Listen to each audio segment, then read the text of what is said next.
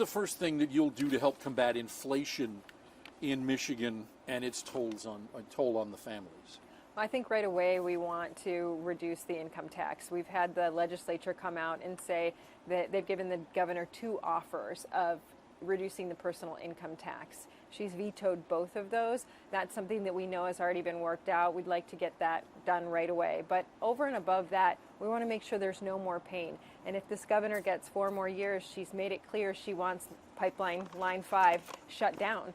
And we have data that shows that if that pipeline gets shut down, the gas prices are going to go up even higher. So we want to make sure that doesn't happen. We want to not only get the personal income tax lower, but make sure no more pain is inflicted on the state. There are those who will say that Line 5 doesn't have an impact on gas prices. There's also reports that show that it could be up to 50 cents per gallon. Okay. What is your plan to improve Michigan's economy and the attendant out-migration the census is telling us is happening? All right, well, that's kind of a multi-level approach. So first of all, we have to be business friendly. And right now we have businesses that feel that they are not being treated very well in this state. So we have to reduce regulation and make sure that we're treating businesses the way they should be treated. And that means that we're helping them to grow, expand, and be prosperous in this state instead of coming after them and attacking them, making it difficult to get permits, making it difficult to buy new property, to get the licensing they need and things like that, which is happening right now. But also, when you talk about growing the economy and the people leaving, we have to bring people here. So you're absolutely right. The state is starting to lose population. We saw it was stagnant from the early 2000s until this last year. Now we are losing population. That is an extreme drag on our economy. But that is a really much bigger problem because that goes to education. We have to make sure that we increase our education system so that we're not lagging behind the other states. And right now, we're 38th in the nation, but the statistics show that by 2030, if we don't make a change, we're going to be in the bottom 5 states in the nation. That's hard to get people to come to a state that has a poor education system. So we have to get on that right away. We are also starting to increase in the most dangerous cities in the country. So we have to make a concerted effort to make sure we're looking at public safety and doing everything we can to protect or to support our police officers and grow those departments the way they need to be grown, because we've lost a lot of our police officers as well. And then we also, like I said, we have to make sure that we have businesses that feel that this is the place they want to put down their roots and that we can come around them as a state and make sure they can do that quickly. Okay. New poll shows Michiganders are in favor of legalized and regulated abortion in the state. How would you move forward on that? Well, I've made it very clear that I am a pro-life candidate. I am the only candidate endorsed by Right to Life. And I feel very strongly that life is precious. We have to protect life. I know that the Democrats have this abortion petition going around, and they're going to likely get this new constitutional amendment on the ballot. I think people need to be really aware of what this is, because it takes all of our protections that we have right now out of it. All those laws just disappear. So there's no parental consent. And it's a healthcare professional that can perform an abortion.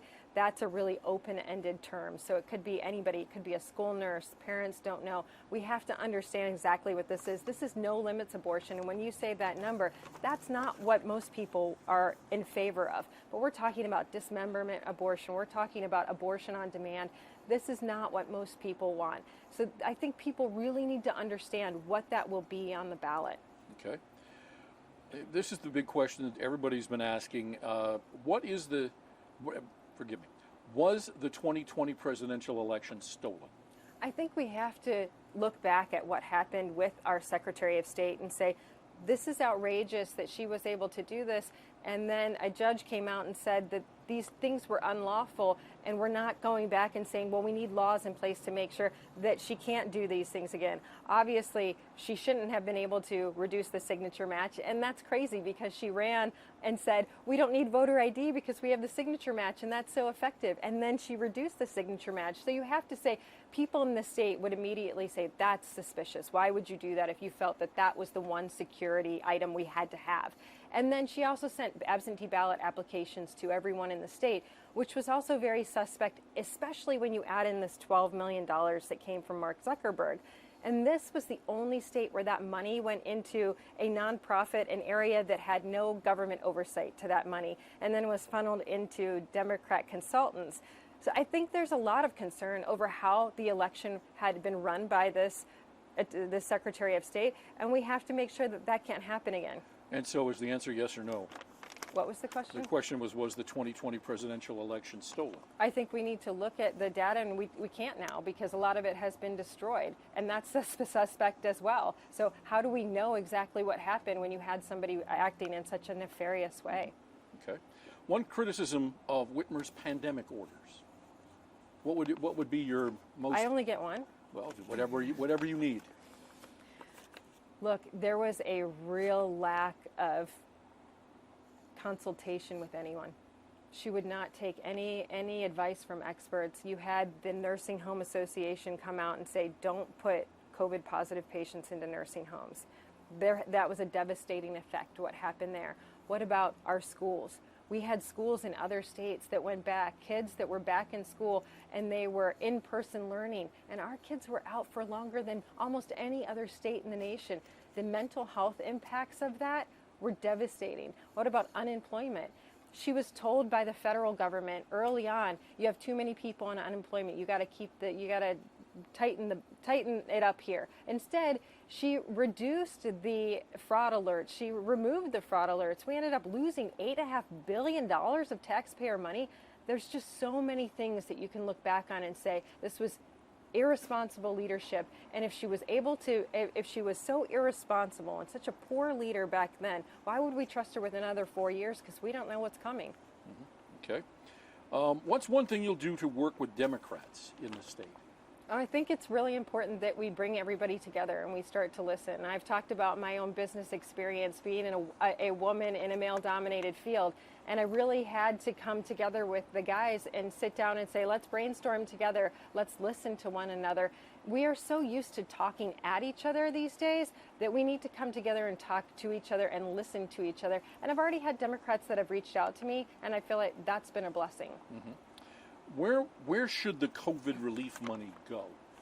You know, I think we have to, that's one of those things where we have to look at the budget, see exactly where we have waste and what we need to spend on.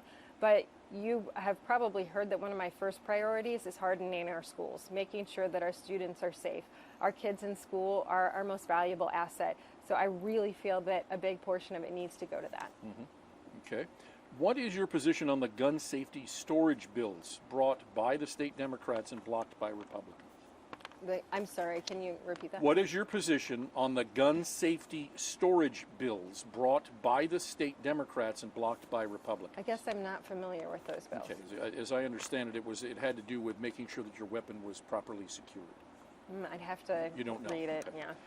What is your leadership style, or why is your leadership style better than Governor Whitmer's? Because I'm an inclusive leader. I think it's really important that you don't try to lead from a vacuum. I'm a servant leader. That's what this job is. A lot of people talk about coming in as a CEO of a company, but you're meant to serve the people and work with the legislature. It's a different type of position. It's one where you have to be someone who leads a team but brings everybody to the table. And that's always been my style. I think that's important in government. And right now, when we need to unify the state, it's the most important thing we can do. Okay.